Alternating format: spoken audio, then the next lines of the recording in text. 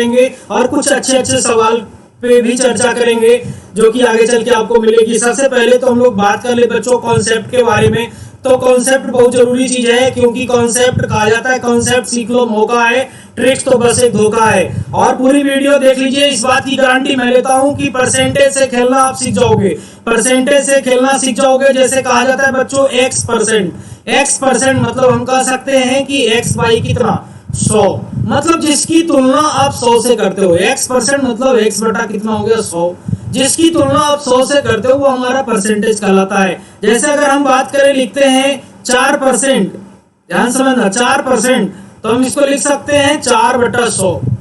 क्या लिख सकते हैं 4/100, यानी 1 कितना 25। जैसे हम लोग लिखते हैं बच्चों 5%, तो हम इसको लिख सकते हैं 5 कितना 5/100, यानी हम लिख सकते हैं 1/20। अरे बात समझ रहे हो, 1 कितना हो गया ये 20 हो गया।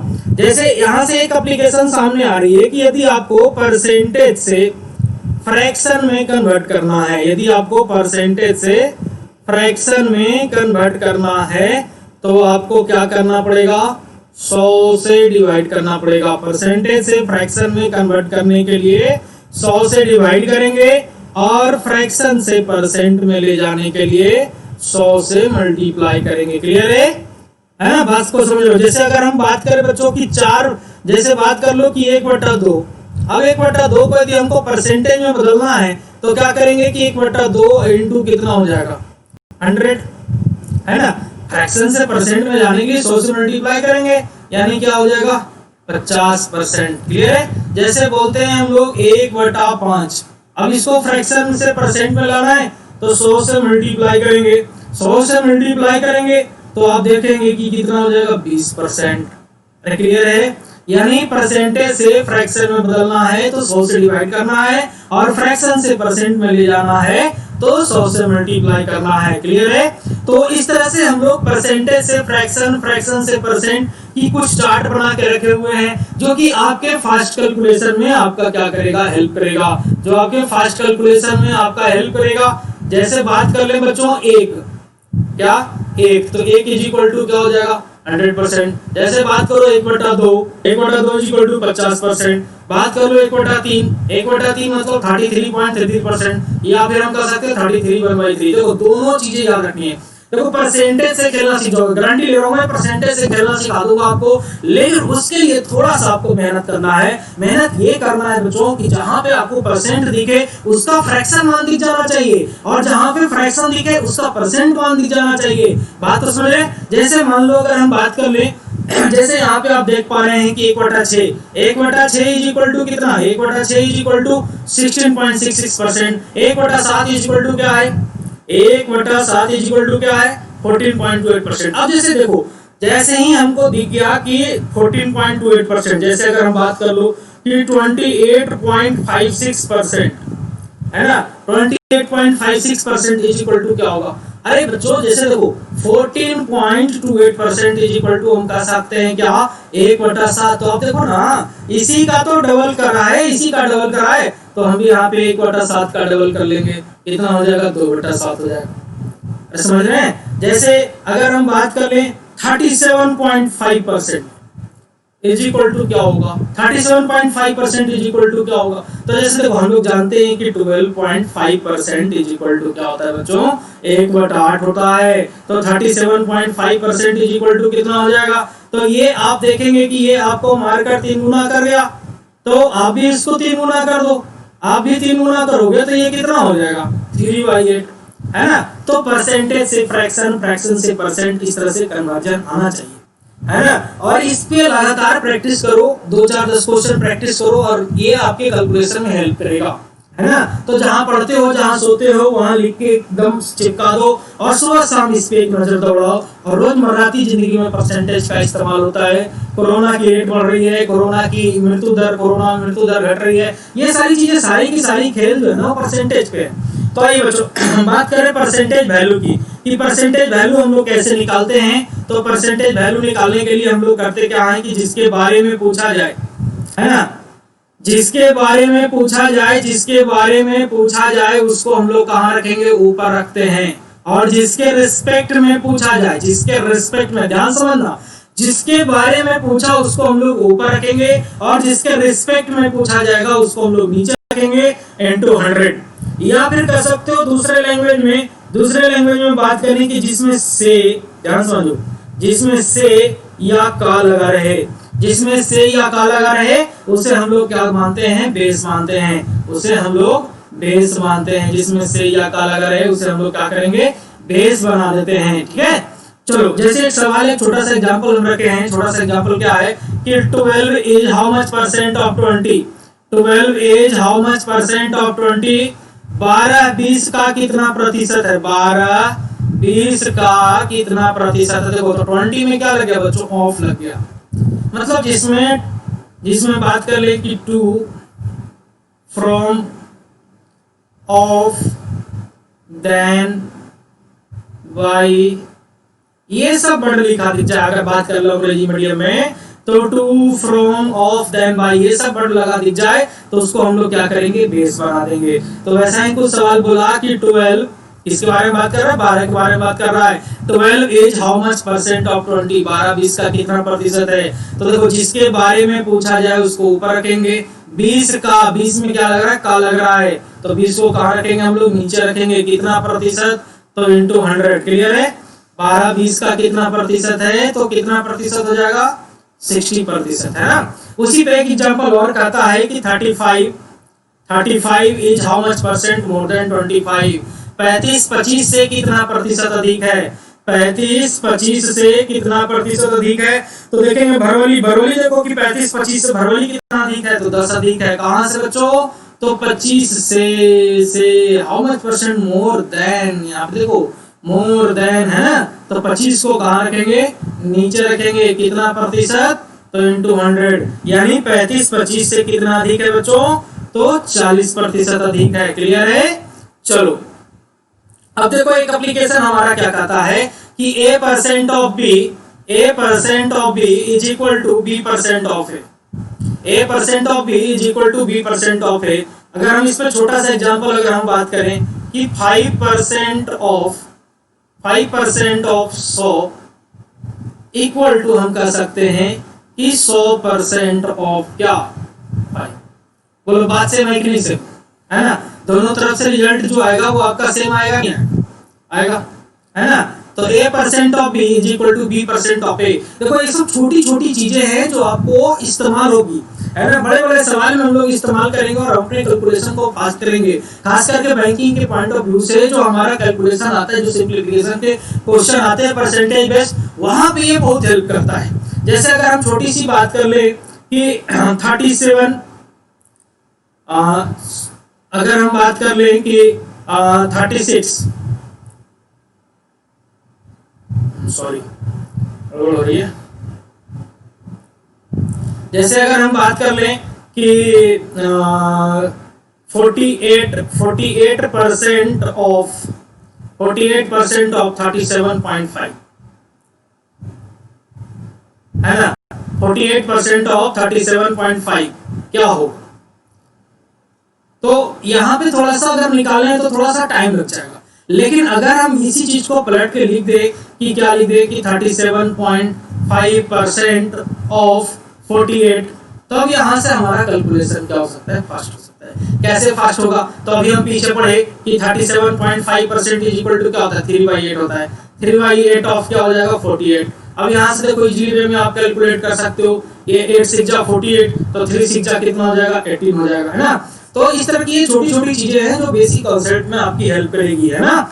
चलो कॉन्सेप्ट बहुत जरूरी चीज है। तो आइए हम लोग पहले सवाल पे पढ़ते हैं। और पहला सवाल हम लोगों का कहता है कि 250 का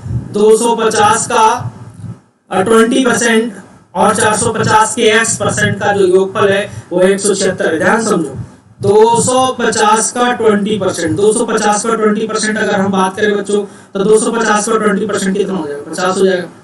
450, 450 का x%, 450 का x%, यानी अगर हम बात करें तो 4.5x इज इक्वल टू दे रखा है 176, इज इक्वल टू कितना दे रखा है 176। तो अब यहां से देखो हम लोग निकालें 4.5x इज इक्वल टू, अगर हम इसको बात करें तो इसको उठा के इधर ले जाएंगे तो कितना हो जाएगा 126 हो जाएगा, है ना। तो यहाँ से हमें x की वैल्यू निकालनी है, तो 126 डिवाइडेड बाई क्या हो जाएगा 4.5। और इसको जब आप कैलकुलेट करेंगे, इसको जब आप कैलकुलेट कर रहे होंगे तो आपका जो उत्तर हो जाएगा वो 28% हो जाएगा। क्लियर है, कितना हो जाएगा 28% हो जाएगा।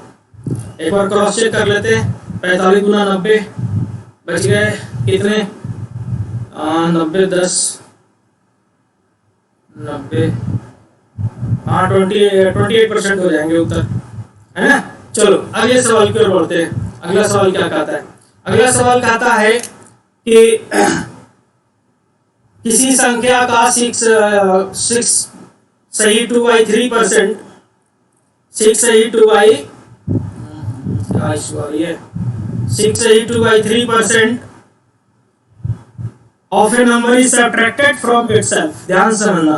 तो देखो सबसे पहले तो 6 2/3%, 6 2/3% इज इक्वल टू क्या होता है, 6 2/3% इज इक्वल टू होता है 6 × 18 1/15। ध्यान से समझना, ये जो डिनोमिनेटर होगा, डिनोमिनेटर जो हमारा होगा वो हमेशा कौन सी वैल्यू होगा, ओरिजिनल वैल्यू होगा।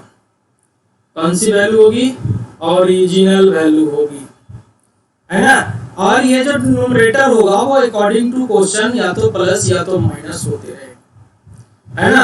अकॉर्डिंग टू क्वेश्चन प्लस और माइनस होते रहेगा। जैसे अगर हम बात करें कि ओरिजिनल नंबर, और ये ओरिजिनल नंबर है और ये हमारा क्या है, ये हमारा न्यू नंबर है, ये हमारा न्यू नंबर है। क्या बोला है कि किसी संख्या का 6 2/3% अपने आप से घटाया जाता है तो परिणाम 5670 हो जाता है। परिणाम कितना हो जाता है, 5670 हो जाता है। तो मूल संख्या ज्ञात करें।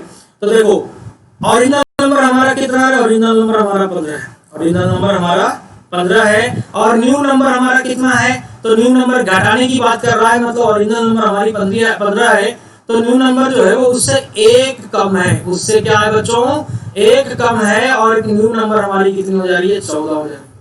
ध्यान समझो, 14 हो जा रही है। तो बोला तो परिणाम जो है बच्चों, वो परिणाम कितना हो जा रहा है 5670। रिजल्ट जो हो जा रही है घटाने के बाद वो 5670 हो जा रही है। ध्यान समझना, कितना हो जा रहा है 5670। यानी अगर हम बात करें तो 14 चौके 56 56, है ना, और 0 लगा देंगे 14 5 70, यानी कितना फोल्ड है बच्चों, 405 गुना है ना। यानी न्यू नंबर जो है वो हमारा 405 गुना है। हमसे पूछा गया है क्या कि ओरिजिनल नंबर बताओ, तो हम भी इसमें क्या करेंगे, 405 से मल्टीप्लाई करेंगे। किससे मल्टीप्लाई करेंगे, 405 से मल्टीप्लाई करेंगे। तो 15 5 कितना हो जाएगा, 75 हो जाएगा, है ना। और 15 चौका कितना हो जाएगा 60, यानी 6075 हमारे सवाल का उत्तर हो जाएगा। और ऑप्शन नंबर कितना 1। क्लियर है। चलो अगला सवाल, अगला सवाल भी कुछ उसी प्रकार का है। सवाल क्या कहता है, सवाल कहता है कि किसी संख्या में उस संख्या का 66 2/3% जोड़ा जाता है। जैसे देखो बात को समझना, क्या कह रहा है। जैसे हम लोग देखे थे कि 33 1/3% इज इक्वल टू क्या था, 1/3 था। तो इसी का तो डबल किया है, 36 को क्या कर दिया 66 कर दिया, 1/3 को 2/3 कर दिया। इतना ही परसेंट तो लिखा है, तो क्या हम इसको 2/3 लिख सकते हैं ना। अरे चीजों को समझो, इसी तरह से इस्तेमाल करेंगे और ये हमारे फास्ट कैलकुलेशन में हेल्प करेगा। यानी यहाँ पे भी हम बात करें तो ओरिजिनल नंबर जो हमारा है वो हमारा 3 है।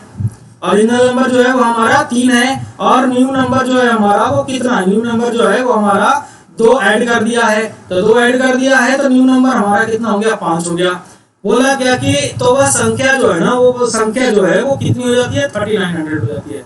और संख्या जो है वो 3900 हो जाती है। यानी अगर हम बात करें तो इस 5 की जो वैल्यू है वो कितना है, 3900 है। इस 5 की वैल्यू 3900 है। कितना फोल्ड किया है, तो 7 7 7 7 5 35 बच गया, 4 40, 5 8 जब 40, 780 फोल्ड किया है ना। तो हम भी यहाँ से क्या करेंगे, इसका भी 780 फोल्ड करेंगे। अब इसका 780 फोल्ड करेंगे तो क्या हो जाएगा, 0 हो जाएगा। 8 या 24, 7 या 21 और एक कितना 22, सॉरी 7 या 21 और 2 कितना हो जाएगा, 7 या 21 और 2 23।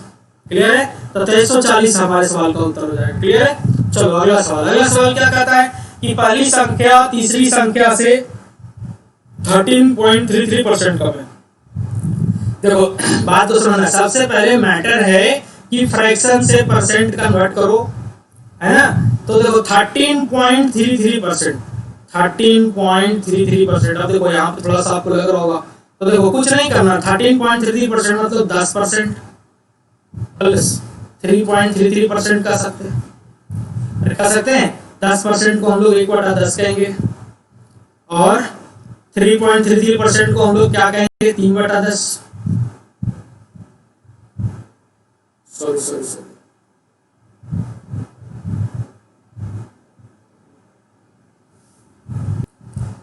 चलो, तो देखो है क्या कि 33.33% की बात कर रहा था, 13.33% की, है ना। तो देखो पेन कहाँ चला गया, पेन ढूंढ लेते पहले हम लोग, है ना। तो देखो 3.33% की अगर हम बात करें तो 3.33% मतलब ये थोड़ा सा गड़बड़ हो रहा है, और यहाँ पे ये नहीं होके 3.33% की अगर हम बात करें तो 3.33% मतलब क्या हो जाएगा। अरे अगर देखो बच्चों समझना, बात को समझो कि 33.33% इज इक्वल टू 1/3 है। अब यही क्या कर रहे हैं हम लोग, यहाँ पे पॉइंट डाल रहे हैं, यानी 3.33% कर दे रहे हैं। यानी क्या होगा, एक पॉइंट यहाँ पे बढ़ा रहे हो तो यानी यहाँ पे एक शून्य बढ़ जाएंगे, यानी 1/10 प्लस 1 कितना हो जाएगा, 30 हो जाएगा। एलसीएम ले लोगे तो हो जाएगा, एलसीएम 30 हो जाएगा, तो ये 3 हो गया प्लस ये 1 हो गया, यानी 4/30। देखो अभी बेसिक चीजें हैं, इसलिए हम इस तरह से समझा रहे हैं आपको। 4/30 कहने का मतलब हो गया, अब देखो ये जो पहली संख्या है कहाँ गई, ये मान लेते हो पहली संख्या है, ये हमारी दूसरी संख्या है, और ये हमारी तीसरी संख्या है। तो तीसरी संख्या जो है वो हमारी 30 है, और पहली संख्या जो है वो 4 कम है, 4 कम है यानी कितनी है, 26 है ना। और क्या बोला है कि दूसरी और तीसरी में 18:12 का अनुपात है, दूसरी और तीसरी में 18:12 का अनुपात है। This is 18 and this is 12। सबसे पहले तो देखो तीसरी संख्या यहाँ पे 30 है, और यहाँ पे तीसरी संख्या 12 है। सबसे पहले इसको बैलेंस करना है, और इसको बैलेंस करने के लिए हम लोग 30 और 12 का क्या निकालोगे, 30 और 12 का एलसीएम लोगे, एलसीएम कितना हो जाएगा, 60 हो जाएगा, है ना। तो इसमें हम 2 से मल्टीप्लाई करना पड़ेगा, तो इसमें 2 से मल्टीप्लाई करोगे तो यहाँ भी 2 से मल्टीप्लाई, यहाँ पे 5 से मल्टीप्लाई करना पड़ेगा आपको, तो यहाँ पे भी हम लोग क्या करेंगे, 5 से मल्टीप्लाई करेंगे, यानी एक्चुअल में हो गया 90 और ये एक्चुअल में हो गया 52। अब देखो क्या कहता है कि पहली संख्या दूसरी से कितना प्रतिशत कम है। पहली संख्या हमारी 52, दूसरी से कितना परसेंट कम है। तो देखो भरवली कितना कम है बच्चों, तो भरवली आप देख पाएंगे कि कितना कम है, 38 कम है। कहां से कम है भैया, तो 90 से कम है। कितना प्रतिशत, तो इंटू 100। जब आप इसको कैलकुलेट कर रहे होंगे ना बच्चों, कैलकुलेट जब इसको आप करेंगे तो जो आपका उत्तर हो जाएगा वो क्या हो जाएगा, 42.22%। क्लियर है, 42.22%, है ना। तो सबसे पहले मेन चीजें हैं परसेंटेज से फ्रैक्शन और फ्रैक्शन से परसेंट कन्वर्ट करना, है ना। चलो अगला सवाल क्या कहता है, अगला सवाल कहता है, देखो जाना पहचाना सवाल है, पुराना सवाल है। सवाल क्या कहता है कि चीनी के मूल्य में, द प्राइस ऑफ शुगर, चीनी के मूल्य में 20% की वृद्धि हो जाने से खपत कितने % की कमी की जाए ताकि खर्च अपरिवर्तित हो। तो वो छोटी सी सवाल है, बोला 20% की वृद्धि हो जाने से, है ना। तो देखो 20% मतलब क्या हो जाएगा, 20% मतलब हो जाएगा 1/5, यानी पहले जो चीनी का दाम था वो कितना था, 5 था, है ना। और अब जो चीनी का दाम है वो कितना है, 6 है। अब जो चीनी का दाम है वो 6 हो गया। बोला खपत कितना कम करेंगे, तो देखो भरवली कितना कम चीनी खाना पड़ेगा, कितने की चीनी कम खानी पड़ेगी, तो 1 की चीनी कम खानी पड़ेगी। कहां से, तो नए वाले मूल्य को हमेशा नीचे रखना है, नया मूल्य को हमेशा नीचे रखना है। नया मूल्य हमारा कितना, 6 से, है ना। अब जैसे नोटबंदी हो गई तो थोड़ी ना पुराने नोट लेके बैठे, नए वाले नोट से सारी चीजें बिजनेस मैनेज हुई। अब देखो आने वाले समय में सरकार कर रही है कोरोना के साथ चलना है, कोरोना के साथ जीना है, तो जीना तो पड़ेगा। तो कोरोना को हम लोग कहाँ रखेंगे, नीचे रखेंगे, है ना। इंटू कितना हो जाएगा, 100, है ना, इंटू 100। अब 1/6 इंटू 100 इज इक्वल टू क्या हो जाएगा, क्या हो जाएगा बच्चों, 16/3%। क्लियर है। चलो अगले सवाल की ओर बढ़ते हैं। अगला सवाल क्या कहता है कि चीनी का दाम 16/3% बढ़ जाता है। अब ध्यान समझना, 16/3% चीनी का दाम जो है वो क्या हो गया, बढ़ गया। 16/3% चीनी का दाम क्या हो गया, बढ़ गया। तो 16/3% इज इक्वल टू हो जाएगा हम लोगों का क्या, 1/6। यानी पहले चीनी का दाम 6 था, आज चीनी का दाम कितना हो गया, 1 बढ़ गया, है ना। तो उसी तरह से आ जाए सीधा सीधी, ये हमारा पहले है और ये है हमारा अब। देखते हैं क्या खेल है इसमें।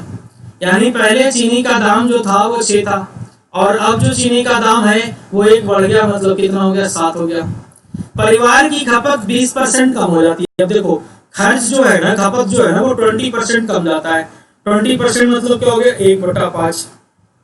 यानी पहले 5 केजी चीनी खाते थे, पहले 5 केजी चीनी खाते थे, तो आज 1 कम, यानी अब 4 केजी चीनी खा रहे हैं, है ना। तो देखो खर्च क्या हो जाएगा, खर्च क्या हो जाएगा, तो 6 × 5 क्या हो जाएगा, अरे 6 रुपए पर केजी चीनी है, 5 केजी चीनी खा रहे हैं, तो 6 × 5 कितना खर्च आ जाएंगे, 30 खर्च आ जाएंगे, है ना। यानी अब चीनी का दाम 7 है और खर्च कितने हो रहे हैं, 4 हो रहे हैं, यानी 7 चौका कितना हो जाएगा, 28 हो जाएगा। यानी अब देखो पहले जो खर्च आ रही थी, पहले जो खर्च आ रही थी वो कितनी आ रही थी, 30 आ रही थी। अब जो खर्च आ रही है वो कितनी आ रही है, 28 आ रही है। खर्च कितनी कम गई, तो 2 कम गई, है ना। कहाँ से, तो 30 से। कितना प्रतिशत कम गया, तो इंटू 100 कैलकुलेट करोगे। 2/30 इंटू 100 मतलब क्या हो जाएगा, 1/15। 1/15 इंटू 100 मतलब 6 पॉइंट क्या हो जाएगा, 6.66%। अरे बात समझ रहे हो, क्लियर है ना। यानी देखो यहाँ पे कॉन्सेप्ट क्या था, यहाँ पे कॉन्सेप्ट यही था बच्चों कि price into consumption, price into consumption is equal to क्या हो जाएगा, expenditure. Price into consumption is equal to क्या हो जाएगा, एक्सपेंडिचर, है ना। इसी कॉन्सेप्ट पे यह आधारित था सवाल। चलो अगले सवाल की ओर बढ़ते हैं। अगला सवाल क्या कहता है कि चावल के मूल्य में 12.5% की कमी हो जाती है। सबसे पहले तो 12.5% इज इक्वल टू क्या होगा, 12.5% इज इक्वल टू 1/8। फिर 28.56, सबसे पहले तो परसेंट को, जितने भी परसेंट दे रखे हैं ना उस सब को क्या करो कि फ्रैक्शन में बदलो। 28.56%, 28.56% इज इक्वल टू कह सकते हैं 2/7, है ना। अभी कुछ देर पहले हम लोग चर्चा किए थे। फिर है हमारा 35%, 35% मतलब हम कह सकते हैं 35/100, यानी 7/20। क्लियर है। यानी अब देखो क्या कर रहा है, ये पहले हो रही है मैटर और ये मैटर अब हो रही है। बात समझ रहे। यानी पहले चीनी का जो दाम था वो कितना था, 8 था। अब चीनी का दाम क्या हो गया, 7 हो गया, ठीक है। फिर क्या हुआ, अब क्या हुआ कि चीनी का दाम अब क्या है कि 7 है, और अभी प्रेजेंट में क्या है, प्रेजेंट में क्या जा रहा है, चीनी का जो दाम आ रहा है वो कितना आ रहा है, अब 7 से 9 हो जाए। देखो समझना सबसे पहले बात को, पहले चीनी का दाम 8 था, फिर दाम 1 घट गया, यानी कितना हो गया, 1 घट गया, यानी कितना हो गया, 7। अब देखो कि फिर चीनी का दाम अभी देखो, अभी प्रेजेंट में 7 है, अभी 7 है, और आगे आने वाले समय में 2 बढ़ जा रही है, यानी कितनी हो जा रही है, 9 हो जा रही है। यानी फाइनली अगर हम बात करें तो चीनी का जो दाम है वो पहले 8 रुपया है, और अब एटलीस्ट लास्ट में प्रेजेंट में 9 रुपया हो जाती है ना। तो एक आदमी जो है वो खपत को कितना प्रतिशत का परिवर्तन करे ताकि खर्च मात्र 20% अधिक हो। तो देखो खर्च पहले 20 रुपए की चीनी खाता था, आज 7 रुपया उसका खर्च बढ़ गया। यानी अब देखो बात को समझना, 20 रुपए की चीनी खाता था तो 20 में कितना केजी चीनी आ रहा होगा, यहाँ से अगर हम बात करें तो 2.5 केजी आ रहा होगा, आ रहा है ना। अब देखो कि चीनी जो है ना, पैसे जो खर्च हो रहे हैं वो 27 रुपए चीनी पे खर्च हो रहे हैं, और अब जो दाम है वो 9 रुपए है। मतलब क्या है कि अब चीनी की जो खपत हो रही है वो कितने केजी की हो रही है, 3 केजी की हो रही है। तो अब पूछा गया है कि खपत में कितने % का परिवर्तन हुआ, तो कितने का परिवर्तन हुआ, 2.5 का परिवर्तन हुआ।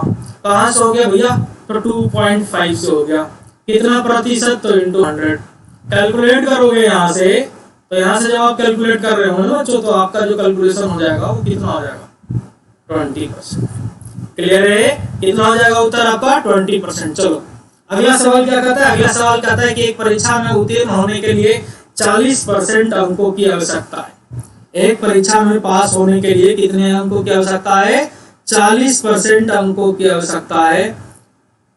और एक छात्र जो है वो 210 अंक मिलते हैं। In an examination it is required to 40% of the aggregate marks. 40% marks की जरूरत है और कैंडिडेट जो है वो 210 अंक ला रहा है। Student got 210 marks and failed by 30 marks, और 30 अंक से क्या हो जा रहा है? फेल हो जा रहा है। तो पूछा गया क्या कि find the full marks of exam, है ना? Find the full marks of exam. तो देखो पास पास की मैटर आ गई, केस की मैटर आ गई, पास पास की मैटर आ गई। भैया पास पास खाओ आस पास आओ, है ना? तो देखो 40% अंक लाता है तो पास हो जाता है। 40% अंक लाता है तो पास हो जाता है। 210 नंबर लाया, 30 नंबर से फेल हो गया, तो 30 नंबर जोड़ देंगे तो पास हो जाएगा। ये भी पास है, ये भी पास है, पास की तुलना पास से करेंगे। यानी 40% इज इक्वल टू, अगर हम बात करें बच्चों, तो 40% इज इक्वल टू 240, देन 100%। किसी भी परीक्षा का फुल मार्क्स कितने परसेंट का होता है? 100% का होता है। देखो ये आपको कितना गुना कर रहा है? ये आपको छिड़ के आपको 6 गुना कर दिया, तो आप छोड़ दोगे? आप भलाई का जमाना है, आप भी 6 गुना कर दो। यानी परीक्षा के फुल मार्क्स कितने हो जाएंगे? 600 नंबर के हो जाएंगे। क्लियर? Got it? चलो अगला सवाल। अगला सवाल क्या कहता है? एक परीक्षा में ए को बी से 25% अधिक अंक प्राप्त होता है। मैटर को समझना, ए को बी से 25% अधिक अंक प्राप्त होता है। तो सबसे पहले मैटर कर लेते हैं हम लोग। A, this is B, this is C and this is D. A को बी से 25% अधिक, तो अब देखो 25% इज इक्वल टू हम कह सकते हैं 1/4। यानी ए को बी से 25% अधिक, यानी बी को मिल रहा है बच्चों 4, तो ए को मिल रहा है कितना? 5। बी को सी से 10% कम, बी को सी से 10%, 10% मतलब 1/10। बी को सी से 10% कम मिल रहा है, यानी सी को मिल रहा है, अगर हम बात करें तो सी को मिल रहा है 10, तो बी को मिल रहा है 9, है ना?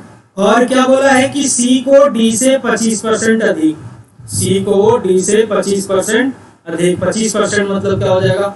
1/4, है ना?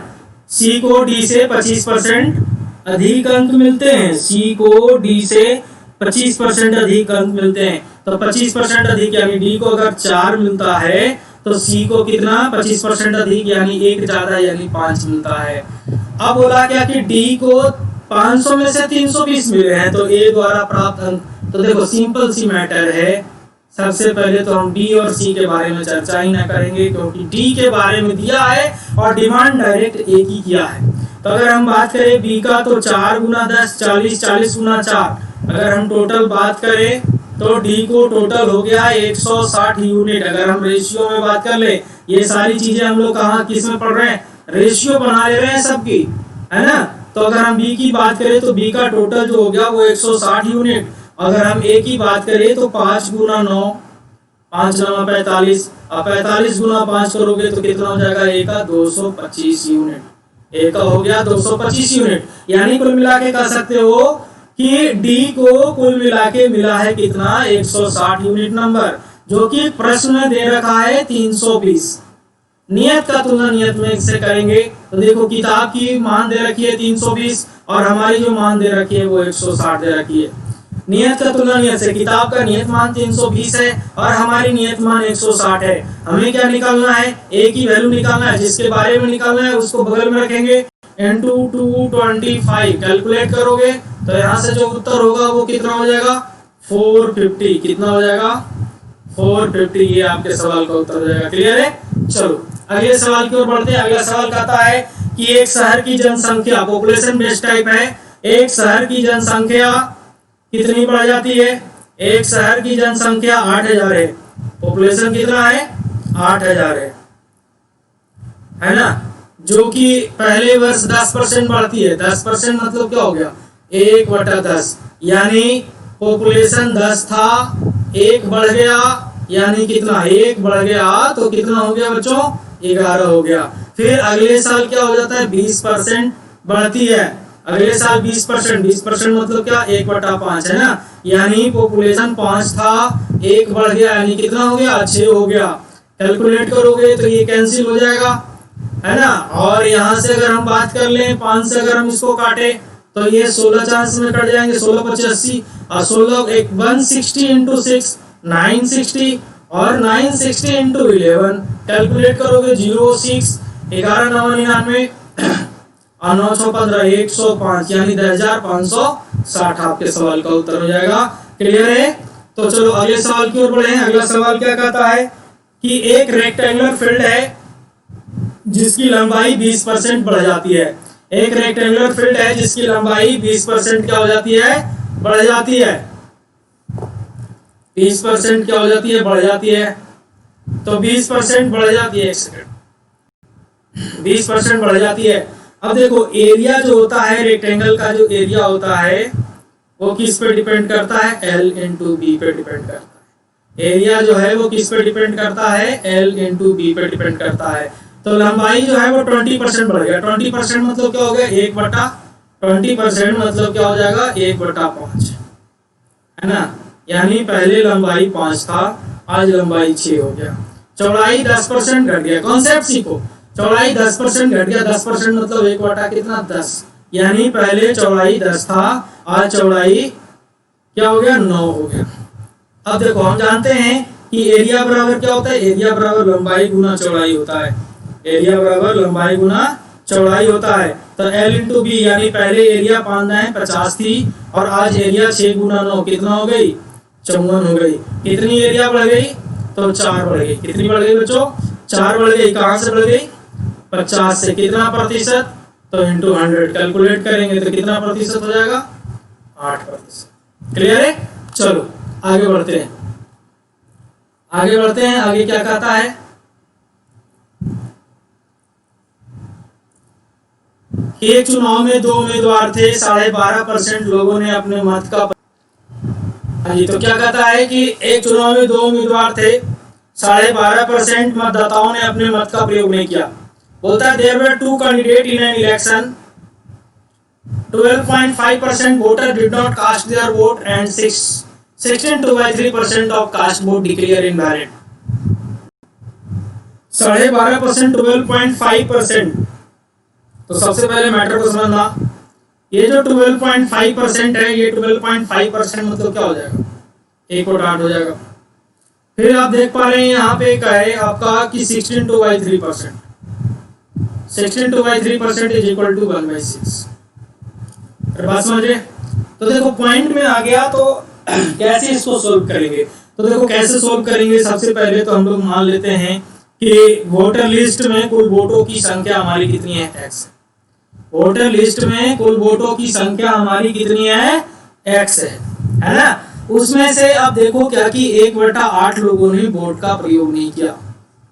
1/8 लोगों ने वोट का प्रयोग नहीं किया, यानी कहने का मतलब अगर वोटर लिस्ट 8 यूनिट की है तो 1 लोगों ने वोट ही नहीं दिया, यानी वोट कितने लोगों ने दिया, तो 7/8 लोगों ने। क्लियर है? उसमें से जो वोट पड़ा ना, उसमें से देखो अगर हम बात करें कि 6 यूनिट वोट पड़े हैं, ध्यान देना यहाँ पे 6 यूनिट 16/3% इक्वल टू 1/6, यानी 6 यूनिट वोट पड़े हैं, उसमें से 1 वोट क्या हो गए, इनवैलिड हो गए, यानी वैलिड कितने रह गए बच्चों, तो 5/6।